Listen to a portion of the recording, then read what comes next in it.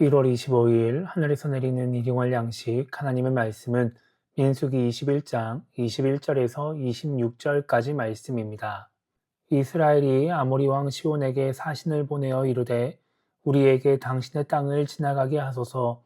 우리가 밭에든지 포도원에든지 들어가지 아니하며 우물물도 마시지 아니하고 당신의 지경에서 다 나가기까지 왕의 큰 길로만 지나가리이다 하나, 시온이 이스라엘이 자기 영토로 지나감을 용납하지 아니하고 그의 백성을 다 모아 이스라엘을 치러 광야로 나와서 야하스에 이르러 이스라엘을 치므로 이스라엘이 칼날로 그들을 쳐서 무찌르고 그 땅을 아르논에서부터 야복까지 점령하여 암몬 자손에게까지 미치니 암몬 자손의 경계는 견고하더라. 이스라엘이 이같이 그 모든 성읍을 빼앗고 그 아모리인의 모든 성읍 헤스본과 그 모든 촌락에 거주하였으니, 헤스본은 아모리의 왕 시온의 도성이라. 시온이 그전 모압 왕을 치고 그의 모든 땅을 아르논까지 그의 손에서 빼앗았더라. 아멘. 오늘 우리가 읽은 말씀은 요단 동쪽 지역을 점령하는 이스라엘의 모습을 기록하고 있습니다. 민수기 21장 10절부터 20절까지 말씀을 보면 이스라엘 자손들은 에돔을 우회해서 요단 동쪽 지역으로 이동을 합니다. 요단 동쪽에는 남쪽부터 에돔과 모압이 있었고 그 위로 아모리와 에돔이 있었습니다. 그리고 북쪽에는 바산이 있었습니다. 모압과 암몬은 아브라함의 조카 롯의 후손입니다. 그래서 이스라엘 자손들은 에돔을 우회하듯이 모압을 우회합니다. 암몬은 이스라엘 자손이 지나가는 지역에 위치하지 않았기 때문에 별다른 충돌을 하지 않았습니다. 이스라엘 자손들이 가나안 땅으로 들어가려면 아모리 사람들의 땅을 통과해야 했습니다.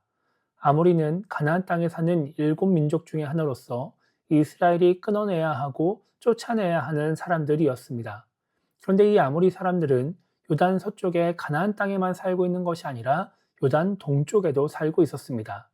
이 요단 동쪽에 사는 아모리 사람들의 왕이 오늘 말씀에 나오는 시혼인 것이죠. 신명기 2장을 보면 하나님은 모세에게 아모리 사람 시온을 내 손에 넘겼으니 싸워서 그 땅을 차지하라고 말씀하십니다. 이것을 통해 가나안 사람들이 이스라엘을 두려워하게 만들겠다라는 것이죠. 오늘 말씀 21절을 보면 이스라엘 자손들은 아모리 왕 시온에게 사신을 보내서 아모리 땅을 통과하게 해달라고 요청합니다. 그런데 하나님이 시온의 마음을 완고하게 하셔서 그 제안을 거부하게 됩니다. 그리고 군대를 이끌고 광야로 나와서 이스라엘을 공격하는 것입니다. 이 일로 인해 요단 동쪽의 아모리는 이스라엘의 공격을 받아 모든 땅을 이스라엘에게 빼앗기게 됩니다. 전투에서 패배해서 땅을 빼앗기게 되는 것입니다.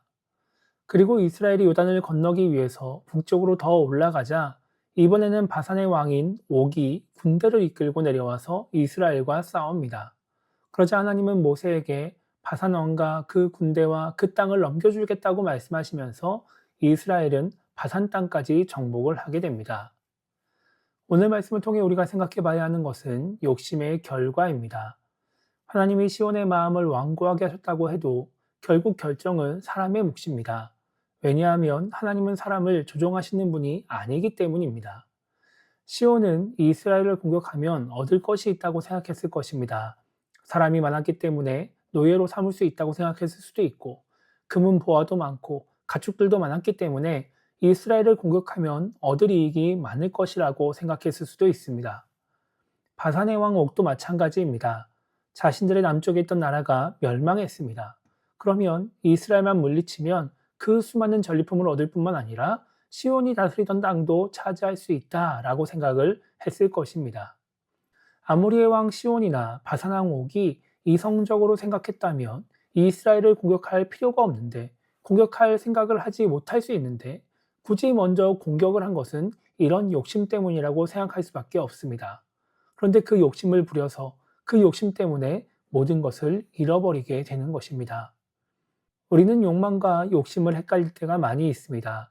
욕망은 부족함을 느껴서 그것을 채우려고 하거나 가지려고 하는 마음을 의미합니다.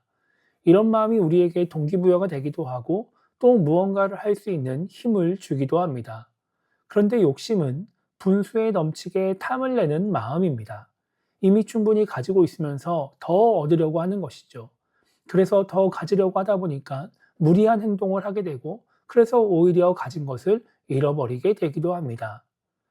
성경을 보면 하나님은 이런 욕심을 이용해서 사람을 심판하시거나 시험하실 때가 많이 있습니다.